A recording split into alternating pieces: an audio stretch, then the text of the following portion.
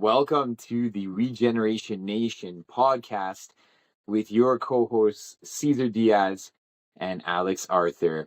This is going to be our fourth episode, and it's a very special day. We did a podcast last year at the same time.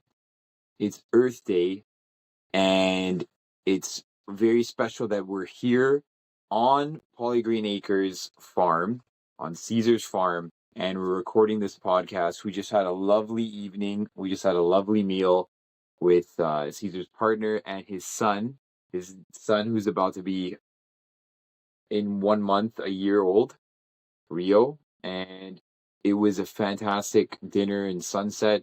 We had a beautiful meal. And here we are celebrating Earth Day in an off-grid cabin that was built by Cesar and his brother. So very special. Yeah, very special. Yeah, it's amazing. It's actually quite beautiful to be in off-grid cabin. It's a little bunky and so warm in here. We're just in t-shirts with a tiny little heater. It's so beautiful to be able to live in a tiny space and be comfortable with it, and gives you everything you need. This is for a good friend of ours who he's here for a little bit, and he'll be moving on eventually to his own place. And this is a cabin we built for him, a little bunkie.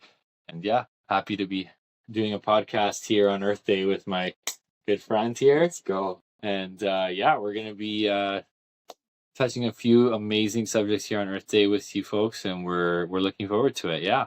So I wanted to bring up what Earth Day was, because Earth Day there's a lot of these days going around, right? When you look at the calendar, or you get these prompts on social media, oh, it's dog day or it's something day. Everything has a day. But I looked up Earth Day, what was the significance of Earth Day, how it came about.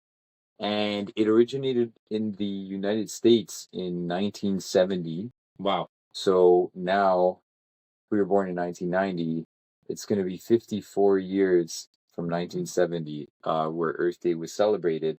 Oh. And it was from the U.S., and there was, I believe, a politician. I can't remember his name. It was Gaylord something. Okay. I remember the first name. I don't remember the last name. There was a huge oil spill off the coast of the U.S., and 20 million Americans on April 22nd, 1970 came out to clean up. I think it was a big protest. It was also big 20 million people cleaning up. I would have got it for sure. If we can mobilize 20 million people for anything in this world, we can get a lot done. Which is funny, because there's 7 billion? Oh, now? 8 billion people on the earth. Yeah. And just the thought of mobilizing 20 million of those 8 billion, and the good that we could do with 20 million people on anything that we want, improve technologies, improve political systems, improve different aspects of our daily lives, and how we can be in this abundance with how we're living in the modern age. You put 20 million people to work on that idea. I mean, that's our mission. Oh, yeah. To get 20 million people early exposed to the environment and how do we regenerate the earth and create abundance at the same time.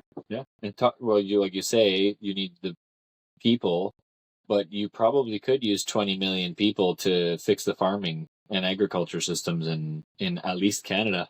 Yeah. Because it's a lot of work. It takes an incredible amount of work to feed people. And I think that's the beautiful thing, is we live on this beautiful planet we call Earth, living in this magical galaxy. We're just floating in space on this rock where it's perfectly designed for humans to live.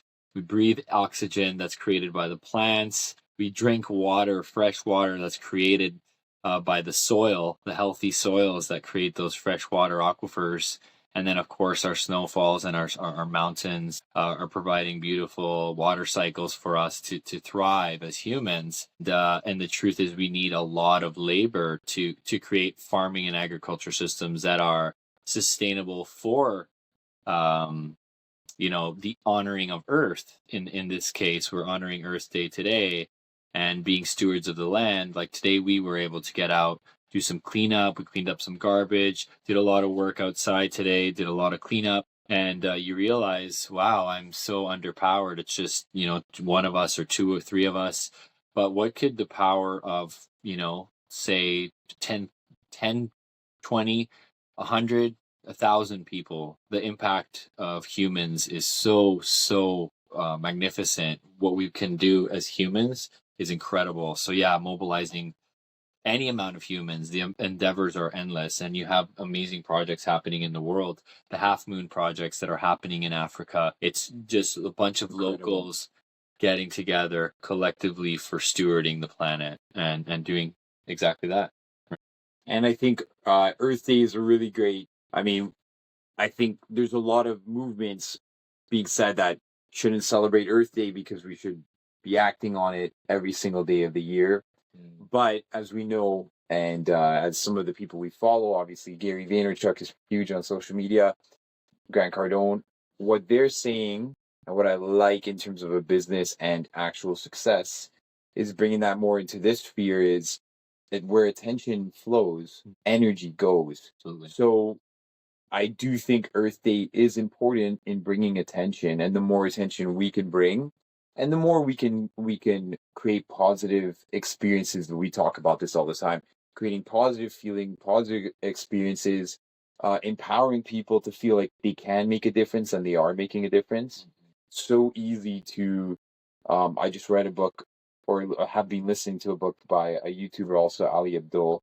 It's called Feel Good Productivity, and he says that just straight up discipline, just in the way that in the environment, oh, be disciplined, don't eat meat, don't do this, don't do that. We were talking about that. Don't travel, don't fly, don't do this. So it's all this discipline, this not good feeling. Restrict yourself, pure restriction. Yeah, and if we associate pure restriction and pure minimization of our light with helping the earth thrive, I think that's not going to mix for anybody. That's not going to mix. Doesn't get me excited, doesn't get you excited, won't get anyone else excited. But the feeling of, yes, I can do something. I do have the power to do something. And what I'm doing does matter, even on a micro scale, and creating those positivity, the positive emotions around winning and around creating momentum. We talk about this. I'm writing a book on sport performance, and momentum is a tangible asset. It is. That's what we're on our fourth episode right now. We've created this tangible asset of momentum for our podcast, for the farm camp. Totally. And by engaging in it, we're creating more momentum. But if you get all negative, that just kills momentum. Right? And attracts scarcity at the highest level, right? Mm-hmm. Then you're missing that universal pull to bring in abundance, which is all the earth is about. The earth is about abundance at its highest level. It's a part of a beautiful universe in a beautiful galaxy. And at the end of the day, we're just this beautiful, amazing planet where it's perfectly made for humans. I like to remind us of that. It's perfectly made for us as perfect beings. We like to say that we're imperfect, but there couldn't be anything more perfect than us. It doesn't matter what shape, what size you are. We're just perfect creations made to be on this earth, and it's very clear. We have a clear connection here, and that's the beauty of the whole thing here on Earth. And to celebrate Earth Day, you kind of use that. If you think about that, it's Earth Day every day. Yeah, it's every day, right? So it's Mother's Day every day. It's our partner's day every day. It's our kids' day every day. It's our family's day. If you apply that logic to the things that are important to us, then we start acting on what is really important to us. Mm-hmm. When we make those every day a day that we take care of Earth, a day where we prioritize doing something for our home, even our actual physical home or our own families. It's a part of saying, these are values of mine that I instill every day, and I use and I practice, and I want to make the place better, so I'm going to do whatever it takes. And that's a part of our mission, right? Is to create a farm experience where we can grow food. We can do it organically in the most nutrient dense way. We're growing food in the most effective way to regenerate our soils, using practices that doctors like Dr. Elaine Ingham Dr. John D. Liu, Jeff Lawton, all of the amazing regenerators of our planet are applying and regenerating landscapes, regenerating deserts, doing this incredible work of abundance. It's an ever tiring job to regenerate the planet. It's an incredibly tasking job, and it requires a lot of labor, a lot of hands, and a lot of love. So that abundance and that mentality will come to all of us who are putting that energy out there, and we're building a business and a model that's going to educate children, and that will just manifest into the seeds that we sow, and the seeds we're sowing in the brains of the children are going to be able to manifest into an agricultural system that is more in line with Earth and the values of Earth.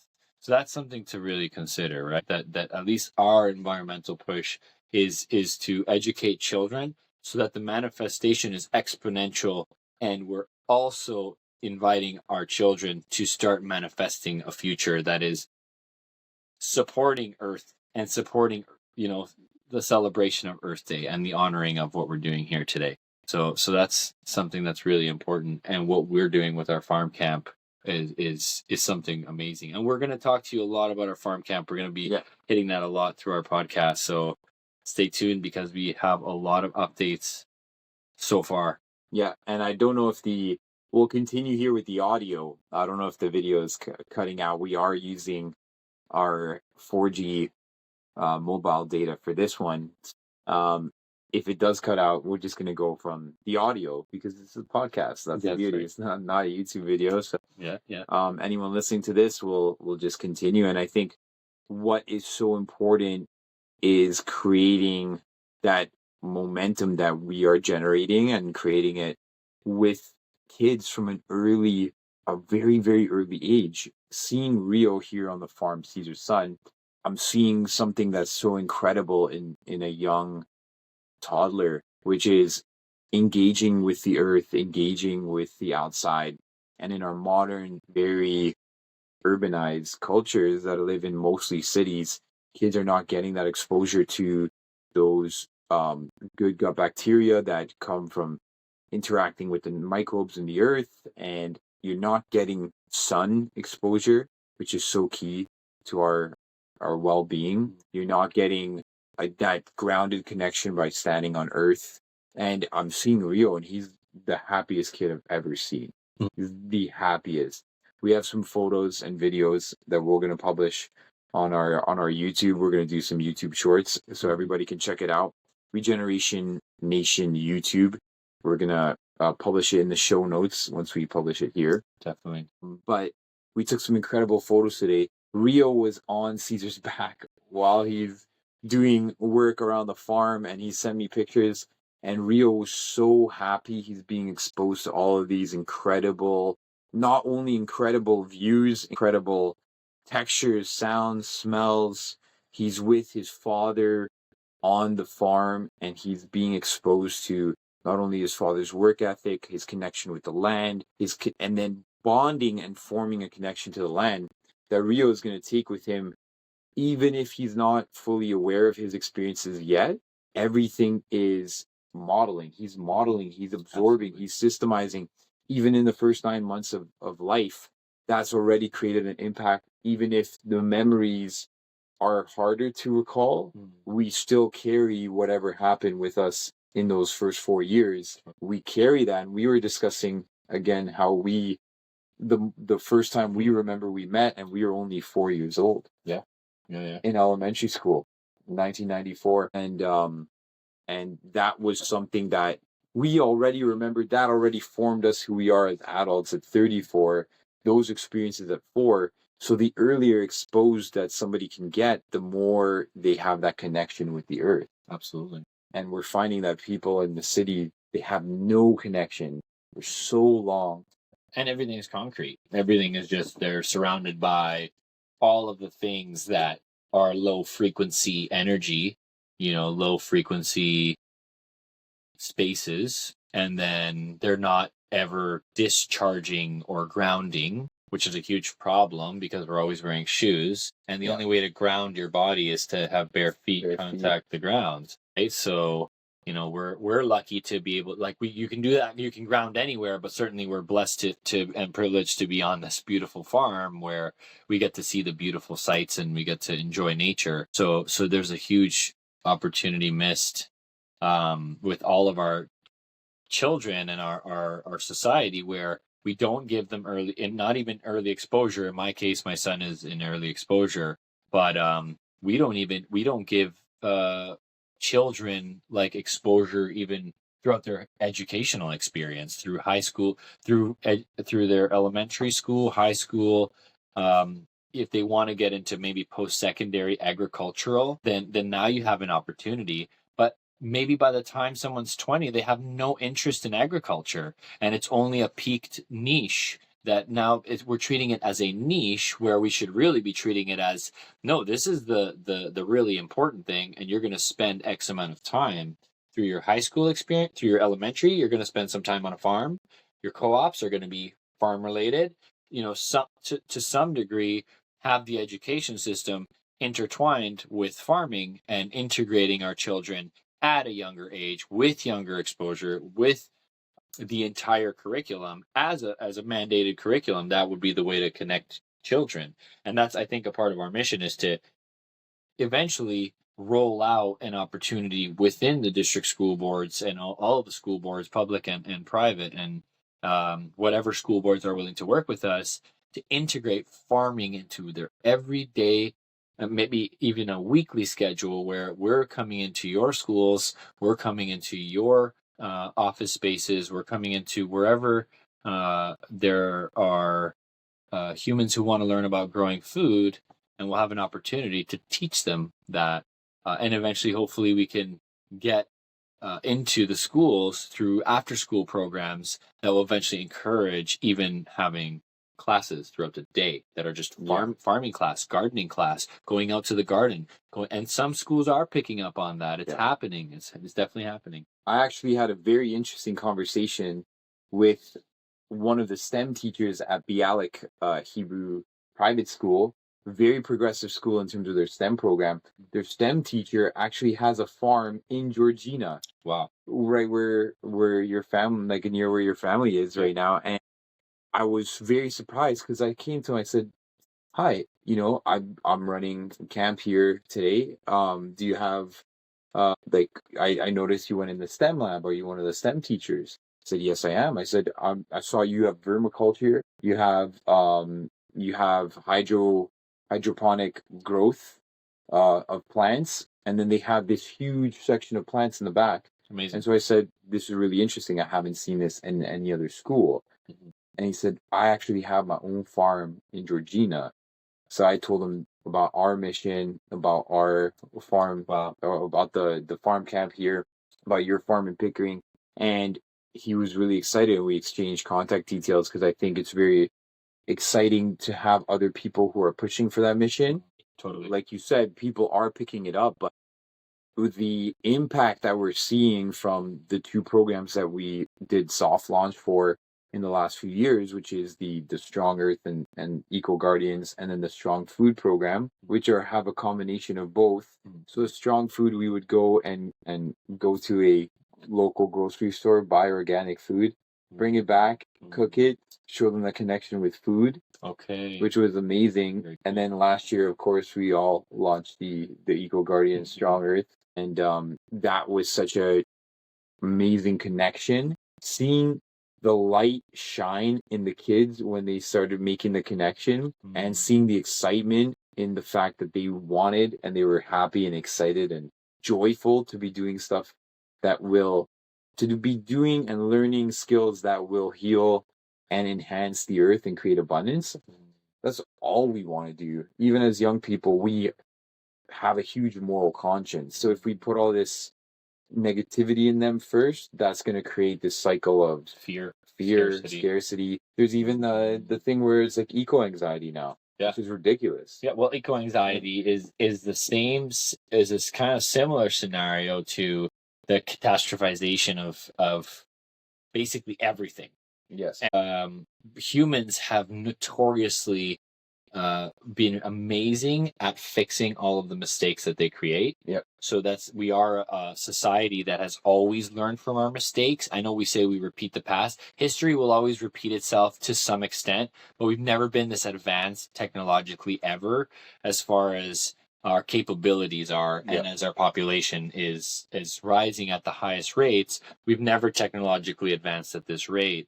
In agriculture, we've technologically advanced to the point where we know now everything that we need to know. We have all the tools, we have all the equipment, we have all the know-how, we have everything. We have the internet. Yep. We have all the tools available to us in our fingertips, to the point where now we can regenerate the planet because it's available to everyone. It's just getting that information out there at scale, at the highest scale. Say this is how we can regenerate the planet in a tangible way. Mm-hmm. But it really goes back to the origin of getting the children early exposure. And then now, not only are they in abundance thinking because you create a thought process that, oh, the soil, if you give to the soil will give back. And it will continue to give so long as you give. It's the law of attraction. What you give to the soil returns tenfold, 100-fold.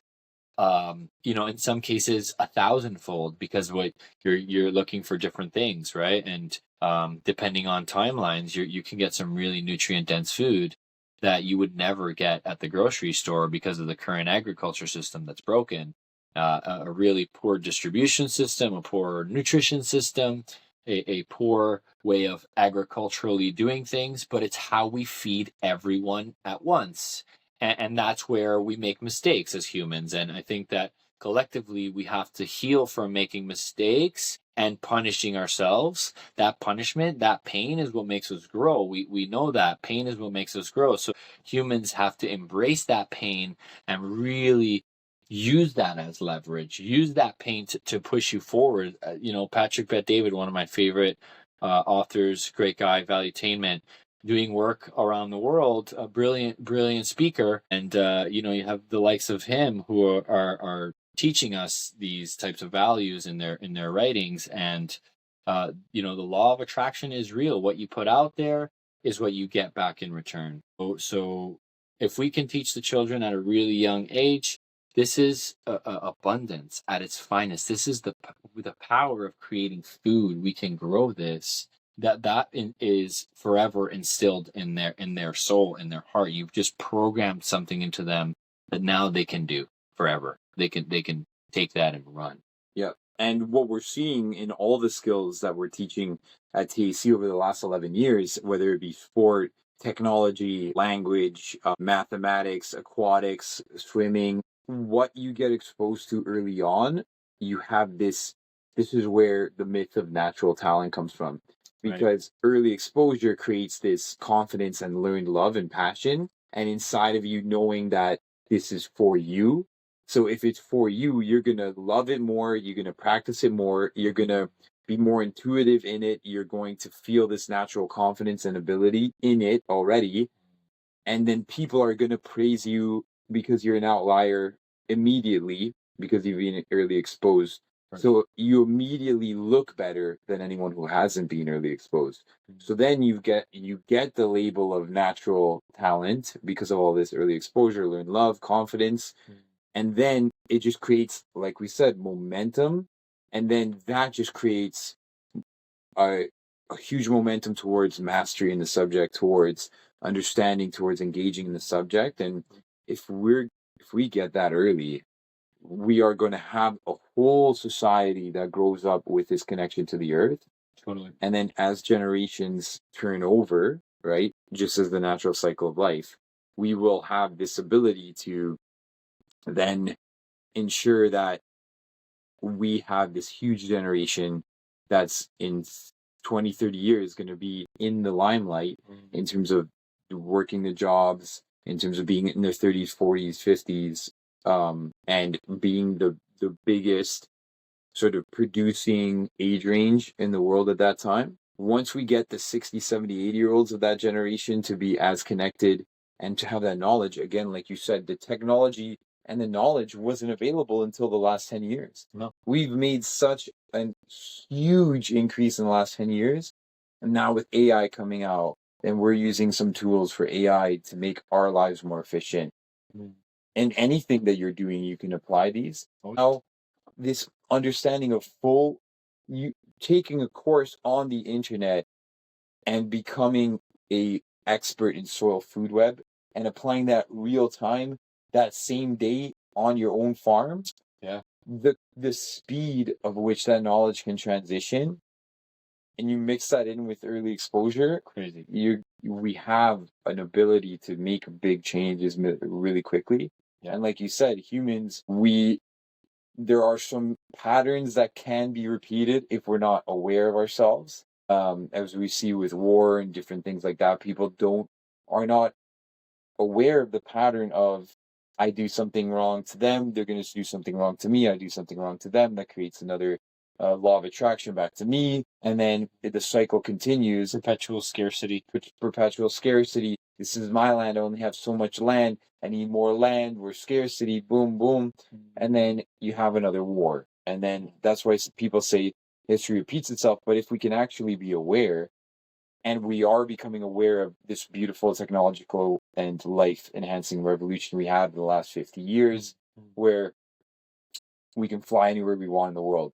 That's ridiculous. Anywhere. To my grandfather, your grandfather, born in 1923. That was an impossibility. He had to come over 2 weeks on a boat just to get to Canada. And to think, for him to have thought, I could just, when I'm 40 or 50, I could just hop on a plane and get anywhere I want in the world whenever I want. It was something that was crazy to them. Just a minute, like, a thought of the future. A thought of the future. Like how the cell phone was just a thought of the future, right? Mm-hmm. And the technological advances we're seeing today, by the time, in 10 years, we're going to have reached a point where we are going to have AI in agriculture to a high extent. Yes. We are going to have all of the tools available to us to start, micro farming on a small acreage and feeding our local communities through a lot of local small farms, thousands, if not millions of them. And then integrating into those farms a community-based system where the kids can come and learn about how the food gets to the table. And then eventually what we do is we create some sovereignty around our agriculture systems where we, the sovereign nation in Canada, are able to have an output of agriculture that sustains our people. Right now, if we're importing 80% of all of our produce from the States and from mostly Mexico, and then we have all these fruits and vegetables coming from all over South America, Africa, oranges from South Africa, seriously, right? Where, places in the world that don't even grow coffee. We don't grow cacao. We don't grow so many of the things that we demand, but yet we spend so much space just to grow all of these crops that we demand from other countries. We take other countries' soils and deplete them for our palate to have a little bit of a chocolate bar or to have our morning Java and our bean juice. And that's fine, but we have to be very conscious of how the markets work. The agriculture systems are so expanded, and we've technologically advanced them so far out that now, through learning all the trial and error mistakes, we just got to group ourselves back in. And I think that's where we're in that. It's a messy phase now. Yeah. Where we're in a really messy spot. We're trying to figure out the transition into a biological approach that's going to combat the last 100 years of chemical and mechanical approach. So we're going to go strictly to biological and organic and regenerative versus chemical, commercial, industrial, and mechanical, I guess you can call it. Yep. And the information has changed to the point where we were saying about airplanes. Now, if you told somebody that they can look at desert and say, or desertified or dead land and say, we can regenerate this, and we know how. With pastured grazing and other practices, we can regenerate this. Mm-hmm. That, when I teach it in the School of Natural Nutrition, to see their eyes go, what? It's possible. The same way when I first saw the first videos or the first lecture of those practices, that, wow, we can actually regenerate farm we can make desertified land back into farmland through pastured grazing, because now we understand pastured grazing, we understand how land regenerates. And then when we have AI, we'll be able to have more information. We'll be able to have the smart things connecting everything. We'll be able to get more information back from the land quicker. Absolutely. And so we will be able to work with tangible scientific information instead of now knowing the knowledge that we knew about chemicals, which was the limited knowledge. Chemical knowledge is only the beginning phase, I think, of science. It's like, I know these elements, I know what one element does, but then that phase 2.0 of science is the actual full body integration.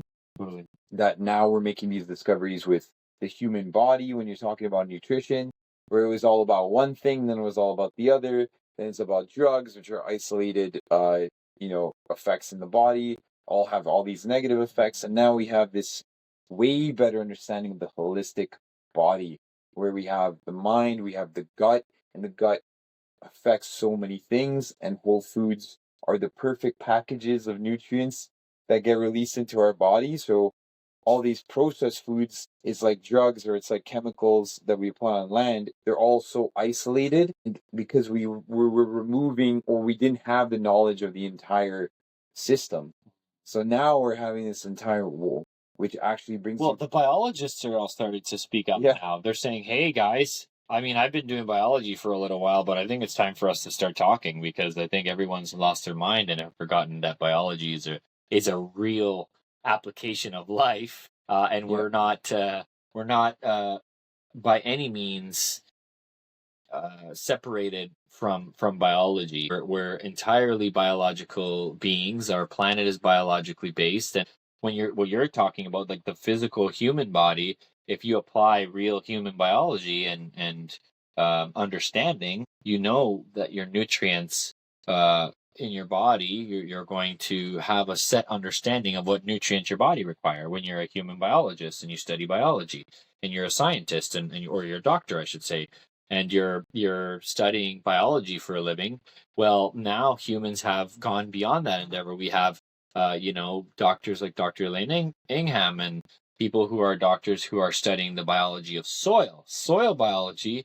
Oddly enough, it correlates entirely with human biology. So, and I'm not a biologist, I'm not a molecular biologist by any means. I've studied the soil food web deeply through the work of Dr. Elaine Ingham through the Soil Food Web School, and I think that's something that's going to branch out to the whole world. But interestingly, how all biologists are now starting to speak up, because I do believe there was a huge hit against biologists for a long time as pseudoscience wackos who were talking crazy stuff, but then all of a sudden what that crazy person was talking about, it's now all true.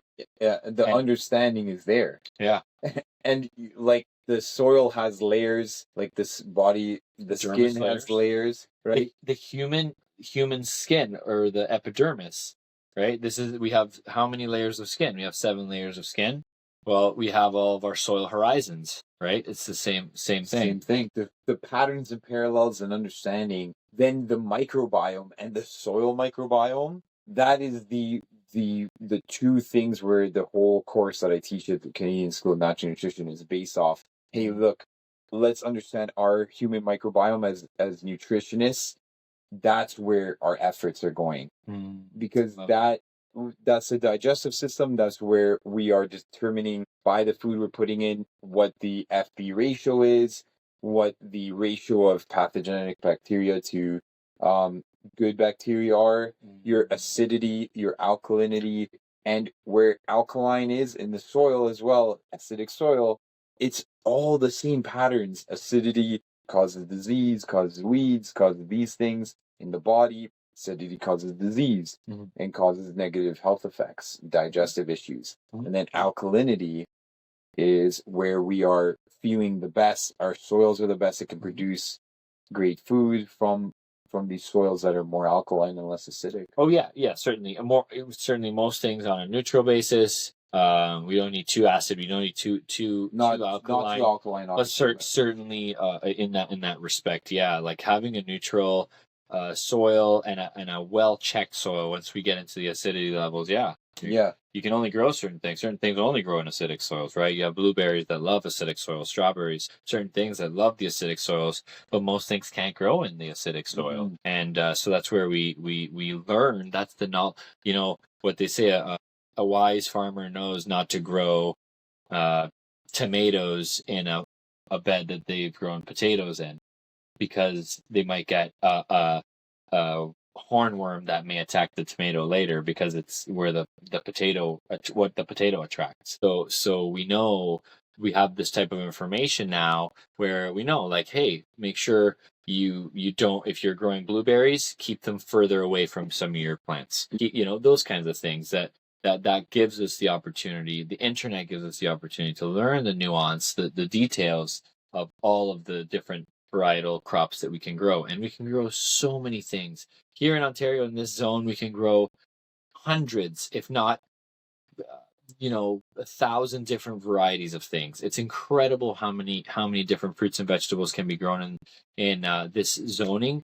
A little bit of, if you want season extensions, a small greenhouse setup can really help feed your family for an entire year and offset all of your grocery costs, offset so much. And all it takes is a little bit of knowledge, a lot of manual labor at first, upfront, overhead heavy, because your labor intensive work eventually pays off in an abundant amount of vegetables, fruits, and a wealth of knowledge that you transfer to your children, and you or yourself or your friends, your community. It's something that you can foster that will eventually lead to you feeding yourself and gaining sovereignty where other people are not interested. You'll have an edge because you'll learn how to grow your own food, and that's a skill that will never grow old, because you need to eat 3 times a day. It's always important to remember that. People seem to forget that part. Yeah, exactly. It's good to remind everyone. Always need the skill of how to create food. And all of our ancestors their entire lives were based off of this. Strictly survival, right? Strictly survival. When's the next meal? How do I get the meal? Then when we invented modern agriculture, or early agriculture, then we actually then had now time. Mm-hmm. Oh, we can grow crops in abundance and store. Mm-hmm. Now what do? Oh, we can do more art. We can do these kind of pursuits. We can pursue knowledge. We can pursue all those things, right? Absolutely. Whereas the hunter-gatherer tribes, all they were focused on was survival. My next meal. Now we know how to build homes. We can build a beautiful home with hammers and tools and all the beautifully technologically advanced tools that we have. We're able to really project ourselves way ahead, way faster. We can take our kids' lives, project them into a state of abundance, project them into a future abundant self, and this is the way to change the planet, really. Programs like ours, farm camps like the ones we're designing here, we're curating them specifically so that our children are going to be beneficiaries of the stewardship of our planet. When we take care of our planet, we're taking care of our future generations. And that's the idea here with what we're doing over at Poly Green Acres, partnering up with great companies like you guys over at TAC, doing amazing work and connecting the children to the farm. That's the key here, is to really bring that connection. Our farm camp will connect our children, and our children will connect our families, and then our families will connect our communities. And that's the key, right? We need the community more than ever now. Canadians specifically need to stand up, be proud of where you're from, be proud of the country you live in. You're geographically placed in one of the best places on earth. And you should be super grateful, super humble to live in such a beautiful, beautiful place. And we have such abundance here. We can grow anything we want. We can't grow bananas, cacao, and coffee and all these things. But guess what? You can go to the grocery store and get them.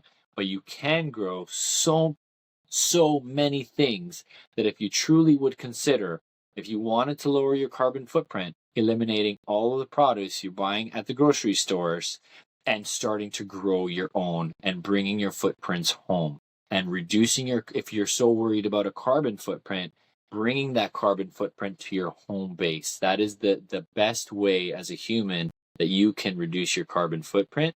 And then certainly you can tick off the more important big ones, driving a lot, flying a lot. If you're vacationing 2-3 times a year, you don't need all that. Maybe once a year, right? If you can make your reductions how you need to in your life, that's great. But a real great way is what I've just suggested. And honestly, it's such a rewarding thing when you accomplish it to actually grow your own vegetables. It is incredibly rewarding. It is so satisfying and fulfilling in ways that you can't even imagine. It's like it's the same thing that you get from making a song, making to create something that you can consume yourself that is your own.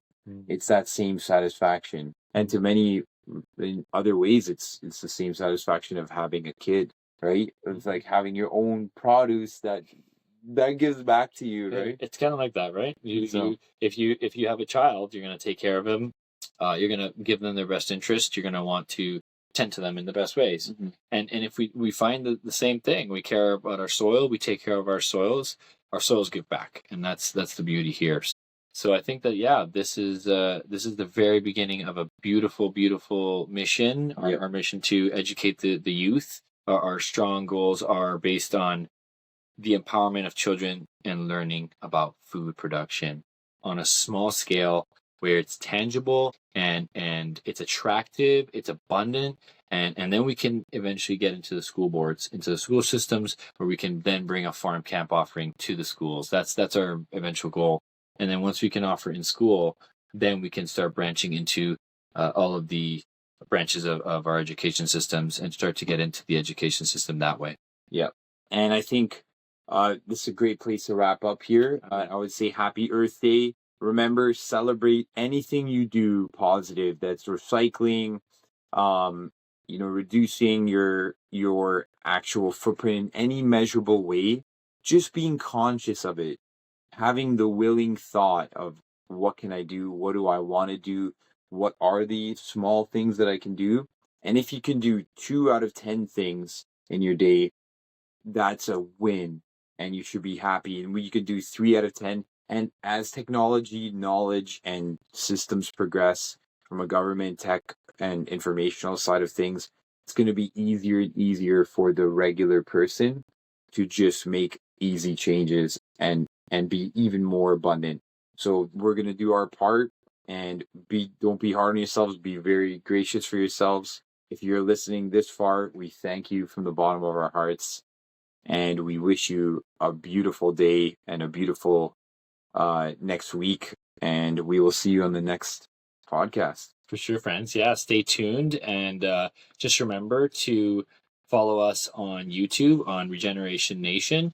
We have our YouTube channel set up. We're going to be branching out and doing video footage. So certainly stay tuned for that. And thank you so much for joining us. And happy Earth Day, everyone. Take care. Take care.